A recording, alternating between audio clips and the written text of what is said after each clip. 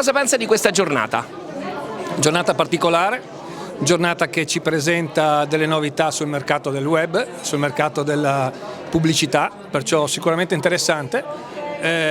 Conosco diverse persone, perciò mi interessa vederle qui che si interessano di questo prodotto.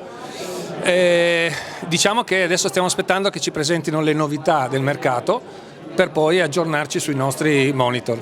Cos'è per lei Centro Friuli? Centro Friuli è un distributore, forse il più importante distributore in Udine e dintorni di questo prodotto.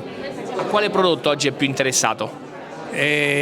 Non so il nome tecnico specifico, diciamo il monitor che si può vedere qui in pubblicità, adesso il nome specifico me lo chiedete, non lo so. Quindi qui per il monitor interattivo, cosa pensa di questo monitor? Ma noi già lo usiamo da un po' di tempo nelle nostre sedi, i nostri istruttori, i nostri insegnanti si trovano benissimo con questo monitor, gli allievi diciamo che sono contenti, i clienti sono contenti, quindi va benissimo.